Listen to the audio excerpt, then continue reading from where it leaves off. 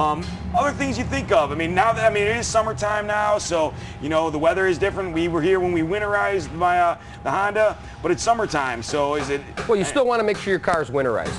You still want to make sure you have the proper level of coolant and the proper conditions. It's summerized now? It's summerized now, exactly. It's the same thing, though. But if your coolant is dirty and it has a very high pH level, it's going to decrease your engine performance because your engine's going to run a little hotter. It's going to consume more gas. Right. So when we come here, we actually use a test strip. We test your coolant, test the pH level, and test what the negative is good for winter also. So it's a very good thing to do. A good preventative maintenance thing to do is periodically to replace your thermostat once in a while. That little thermostat sticks a little bit and it'll cause your engine to run hotter and decrease your fuel mileage. Sure. So another good thing is to service your transmission.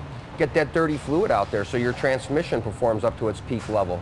If you have dirty fluid in there, it's going to decrease the performance of your transmission. It's going to consume more fuel. Now, it seems like these are a lot of things to do on its own, but what can someone do, Steve, if they're thinking right now at their house and they're watching this program and they're saying, hey, you know what, I need to get my car and maybe I need to take care of, all this, or I can get a good, is there a package you guys have together to get? If they come here right now, our fuel improving package is about $140 right now, and that's the oil change, the air filter, the tire rotation, the fuel system tune-up, and we'll do a 14-point courtesy check. If you haven't had your vehicle in service in the past 6 months, I'd recommend a complete vehicle inspection. It's $21.99. We'll inspect over 51 components of your vehicle and let you know where you stand. A lot of the things we find will increase your fuel mileage on your car too. Yeah, and when you're looking at the fact that for instance, back in March, it was costing me about $38 to fill up my gas tank, and now it's costing me closer to $58. I mean, when you take a look at that $20, I mean, your vehicle is still a sound investment to put some money in to make sure that you can save that money and prolong the life of your vehicle and tires and car and save you some money at the gas pump as well.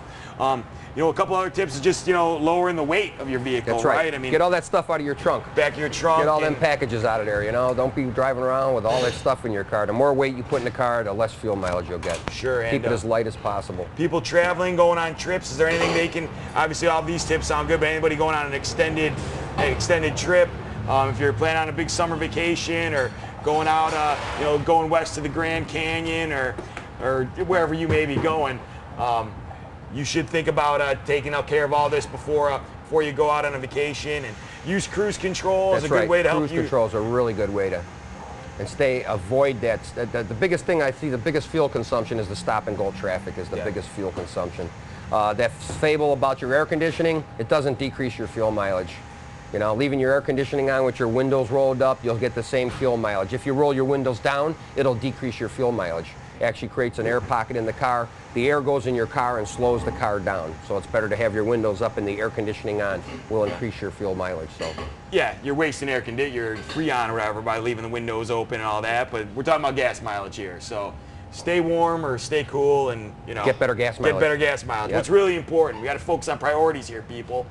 So Steve, it's been a pleasure, and I always appreciate you giving us a chance to come out here and take a look at my vehicle and tell me what I'm doing wrong, because obviously there's many things. So that's why we come here to the Trained Professional. And I think we're going to finish his complete vehicle inspection right now. And this is Steve Rohde, and like I said, his last name's Rohde. So if you're going to try, unless you're going to trust a guy with cars and his last name's not Rohde, I don't know who you're going to go to. But Steve, you've been a great help. You're always up. And for a great place in Schaumburg to come get your car looked at, I think this is the place. They've got top-notch professionals, great value, and they're always friendly to the Schaumburg Park District. So that's why we keep coming back, and they keep allowing us to come back and give us these great tips. So for the Go Show and Steve Rohde, this is George Gray. Thank you very much for tuning in today.